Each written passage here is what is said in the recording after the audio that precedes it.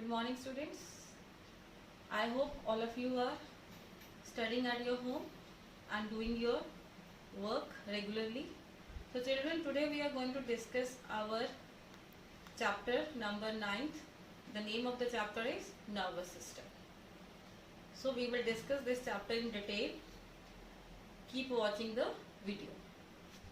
Now let's begin the chapter.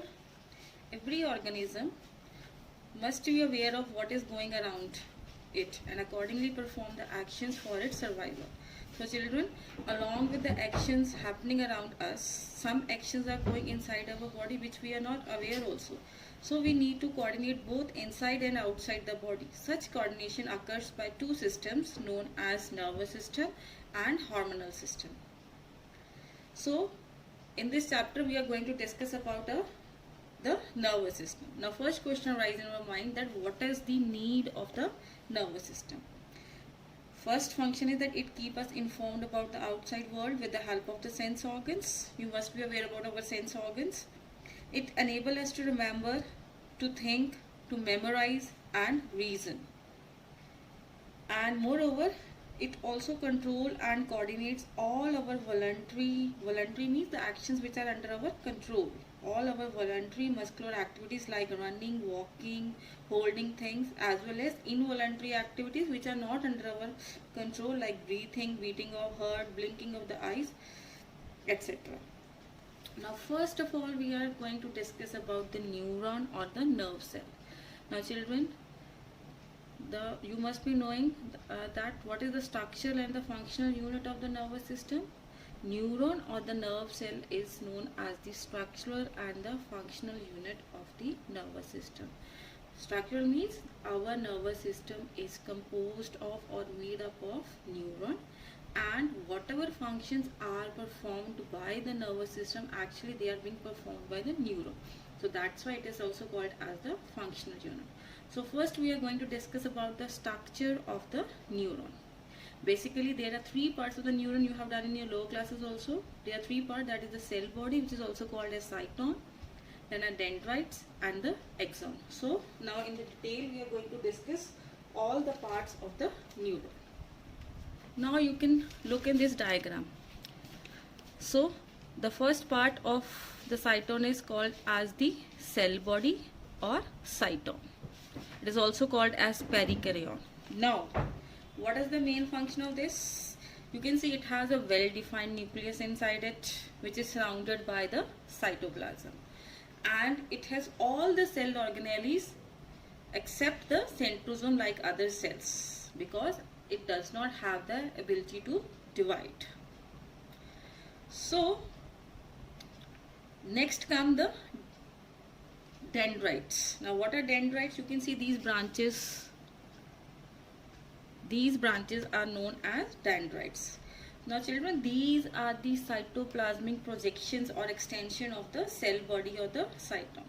Basically their function is that they receive the nerve impulse from the stimulus and conduct the nerve impulse to the cytosol.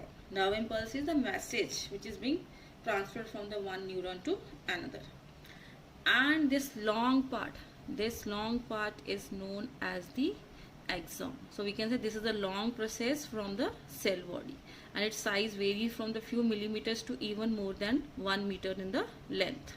Now you can see in the axon there are some terms: neurolemma, myelin sheath, nodes of Ranvier. Now we are going to discuss about, you can see axon is surrounded by white insulating sheath. That sheath is known as the myelin sheath, or we can also call it as medullary sheath. And this medullary sheath is covered by another sheath that is known as the neurolemma.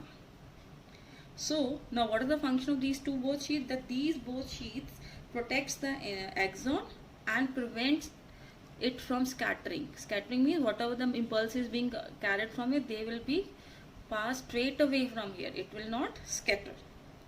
Now you can see in between the myelin sheath there are some gaps. Now these gaps are known as the synaptic cleft, and their association is called as the synapse. Now next we are going to discuss about the type of neurons. Now basically there are three types of neurons. First type is sensory neuron. Now these are the neurons which carry the message from the sense organs or the receptors to the nervous system. Second type is the motor neuron. They carry the message from the main nervous system to the effector. Effector means the organs which have to show the response, that is the muscles or the gland. And the third one is the association or connecting neuron. These are located in the brain and spinal cord, and basically they connect the sensory and the motor neurons. Now next we are going to discuss about the nerves. First of all, you should be knowing what is a nerve. Children, nerve is a bundle of nerve fiber. Now nerve fiber is what? It is an axon. We can say nerve is a bundle of axon of separate neuron that are enclosed in a one tubular sheath. So you can say these are the axon which are enclosed in one tubular sheath that are known as the nerves, or we can call it as a thread-like structures which emerge from the brain and spinal cord and that branch out in almost all the parts of the body. We can compare our nerves with the electric cable that contain numerous conducting wires from one part to the another. And this myelin sheath of axon that will be acting as an insulator, and it prevents the mixing of the impulse from of the adjacent axon. Now basically, like the neuron, nerves, there are also three types. First type is the sensory nerves that contain only the sensory fibers and that bringing the impulse from the receptors to the brain or the spinal cord, like your optic nerve that is present in your eyes. That is an example of the sensory nerve. Next come the motor nerve that contain only the motor fibers and they carry the impulse from the brain or the spinal cord to the effector organs like muscles or gland to bring them into an action. Now children, example of the motor neuron is the nerve which is rising from the brain and supplying the muscles of the eyeball for the rotation. And the third type is the mixed nerve. Mixed nerve, they contain both the sensory and the motor fiber. For example, like the spinal nerve. And now last term which we are going to discuss is ganglia. What is ganglia? Ganglion is a cluster or a group or an aggregate of the nerve cell from which the nerve fibers may arise or they may leave also. Now children, next we are going to discuss about the two major divisions of the nervous system. So two major divisions are central nervous system, that is called as CNS. CNS stands for central nervous system. Basically that includes the brain and the spinal cord that is contained within your vertebral column. Vertebral column is your backbone. And the second is the peripheral nervous system that includes the nerves that emerge from and enter into the brain and the spinal cord. Here I want to remind you that our nervous system is having two types of the nerves. The nerves which are rising in the brain that are known as the cranial nerves, and which are entering or leaving in the spinal cord, they are known as the spinal nerves. Now in detail we will be discussing about the peripheral nervous system. Peripheral nervous system further divided into two types, that is somatic nervous system that conveys the information to the skeletal muscles, and the third one is next one is autonomic nervous system that includes a pair of a chain of the ganglia and the nerve which control all over your involuntary actions of your internal organs, or we can say of the visceral organs like your heart muscles or the glands. Now children, next we are going to discuss about before that, one thing more I want to tell you. This autonomic nervous system is further divided in two parts, that is the sympathetic and the parasympathetic. Children, keep in this mind, the central nervous system and peripheral nervous system are physically present in your nervous system. But this autonomic, these are the certain emotions which we are showing to certain situations, like in the situation of some excitement or some dilemma, etc. So it is of two types, that is sympathetic and parasympathetic. Sympathetic nervous system deals when you are in certain excited state, and when you are behaving in a normal state, then it deals with the parasympathetic nervous system. Now next we are going to discuss about the main parts of a nervous system. The main part of nervous system we are knowing in the brain and the spinal cord. So here we are going to discuss first about the brain. Now what is brain? Now we can say that human brain, you must be knowing, is the largest among all the animals, and it is a very delicate organ which is protected by a hard covering that is known as the brain box or the cranium, and its weight is about 1.35 kilogram and constitutes about 2% of our total body cover. Now children, our cranium is surrounded by 3 layers of the membrane. That layers are known as meninges. What we call them? That coverings are called as meninges. Basically their function is to protect the brain. And there are 3, that is dura mater, that is the outermost tough fibrous membrane. Second one is arachnoid, that is the thin delicate middle layer. And the third one is the pia mater, that is the innermost highly vascular membrane which is richly supplied with the blood. So these are the 3 layers of the meninges, and in between the meninges there is a space. A watery fluid is flowing. That watery fluid is called as the cerebrospinal fluid. What is the function? Which act as a cushion to protect the brain from the shock. And same fluid also fills the certain spaces in your brain also, as well as the spinal cord also. And sometimes there may occur inflammation or swelling in the meninges. So then a disease is called, that is known as meningitis. So this is the inflammation of the meninges. Now next we are going to discuss about the parts of the brain. Now we are knowing that brain is basically divided in 3 main parts, that is cerebrum, cerebellum and medulla oblongata. So let us discuss now this in detail. Now first part, you can see this diagram, you can look here. Now first part of the brain is the cerebrum. Now children, it is the largest part of our brain and it is divided into 2 halves. The whole brain is divided into 2 halves. That 2 halves are known as the cerebral hemispheres. And in between they are joined one way by a tissue that is known as the corpus callosum. So corpus callosum function is to join the 2 cerebral hemispheres. And you can see there are large number of grooves or ridges are present here in the brain. Basically there are large number of ridges and grooves are there to adjust the neuron, and it is said that people whose brain surface is having more grooves and ridges or more the surface is rough, that person will be more intelligent. Now another two important terms are there. You must be seen that the grey matter and the white matter. Now what is grey matter and what is white matter? First of all, we should be known. See children, grey matter and white matter are the terms which are related with the arrangement of the neuron in the brain and the spinal cord. Now basically grey matter is formed by the cytosol or the cell body of the neuron, whereas the white matter is formed by the axon. Grey matter term is given because it is little bit dark in appearance, so that's why it is called as the grey matter. And in brain, you can see grey matter will form the outermost part. These questions are being asked in 1-1 marks. So grey matter is on the outer side, whereas the white matter is on inner side, which is because basically it is made up of axon, so it gives a light appearance. So that's why it is light in color. Now next come, what are the main functions of the cerebrum? You can see cerebrum is called as the seat of intelligence, consciousness, willpower. It also controls your voluntary actions which are under our control. And we can say our unconscious mind, that is also part of our cerebrum also, where we can store our past experience. So it is a seat of memory, reason, logic, memorization, etc. Now second part which we are going to discuss is the cerebellum. Now cerebellum is the much smaller area of the brain located at the base and under the large cerebrum. So you can see here is the cerebellum. So its size is much smaller than the cerebrum and just located under the large cerebrum.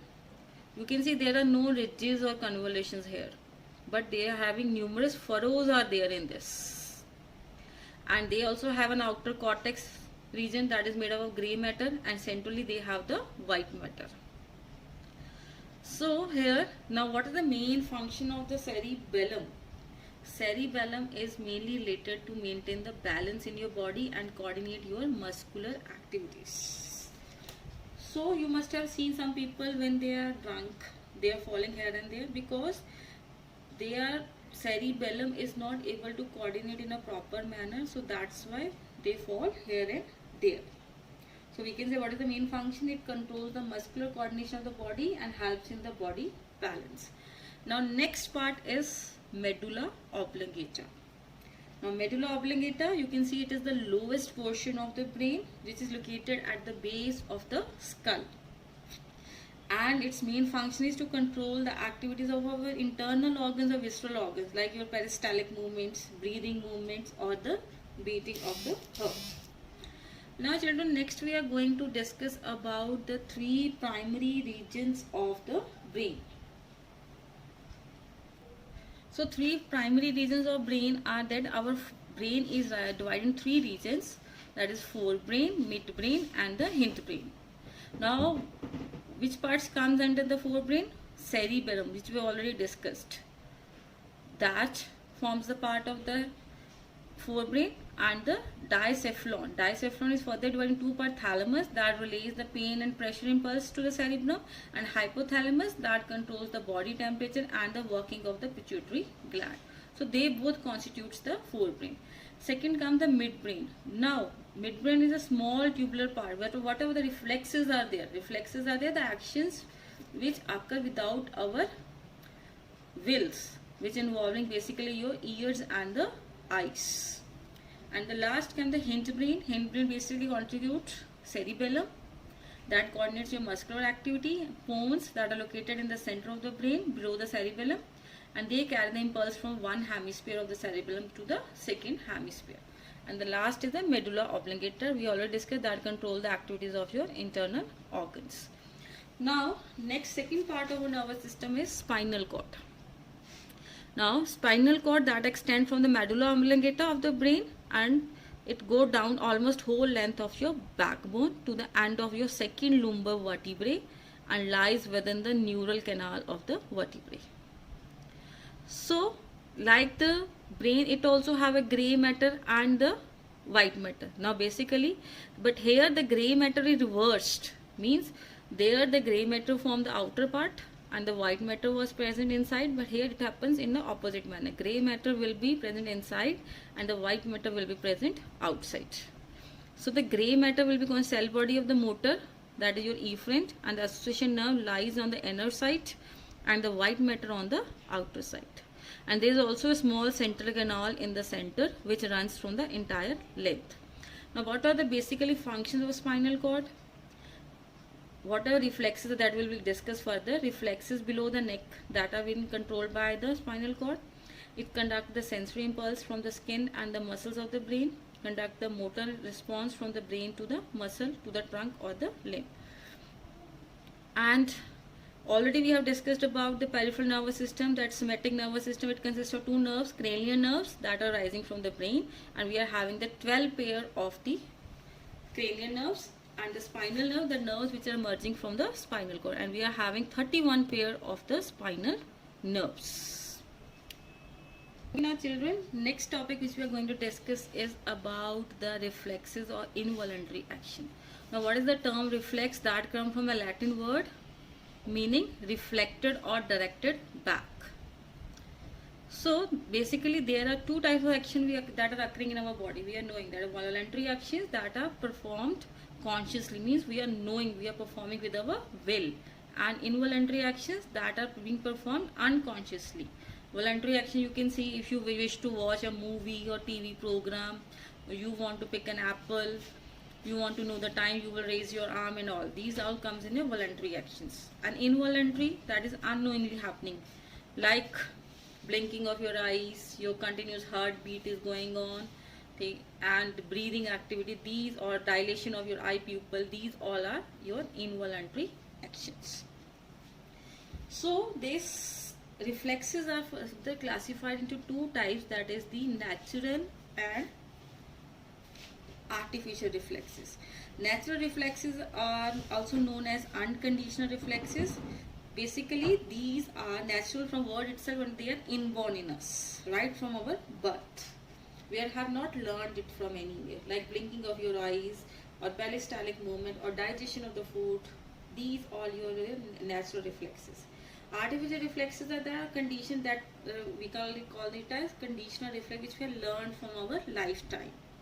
So these we learn from our experience for our life. Like you are playing some instrument, you have learned to play that instruments, tying your shoelaces, writing, dancing, these all comes in the artificial reflexes. Now children, next topic which we are going to discuss is the reflex arc. Now what is reflex arc? Reflex arc is the shortest route or path that can be taken by impulse from a receptor or to an effector. Now this question is coming in the, sometimes they give you this path and they can ask you to label it, or sometimes they have given all the parts and they ask some question on the basis of that. So you know to how to draw this diagram. So basically understand, first is the stimulus. Means stimulus is your any receptors, they will accept the stimulus. Like for example, if your fingers are touching some hot thing, so that hot thing is the stimulus and that is received by your sense organ, that is your hands, skin, and from there it will be passed to the sensory neuron, that will be carried to the brain or the spinal cord. So that message will be carried to brain or spinal cord, and finally then through the motor neurons, brain will coordinate it and give the message of what the effector organs or your glands have to show, or your muscles have to show the response. So they will carry the message from the brain to the effector organs and they will particularly show the response. So these are basically terms. Receptors, it is a group of specialized epithelial cells contact with the terminal endings of the nerve cells which respond to stimulus. Then sensory neuron, already we have discussed, that receive the message from the sense organs. Then a central nervous system, it is a region in the spinal cord where incoming sensory impulse generate the outgoing motor impulse. And motor neuron, that carry the impulse from the association neuron. An effector, that is a muscle or a gland that show response to the motor nerve impulse. So I think so this chapter is clear to you. Thank you. Have a nice day.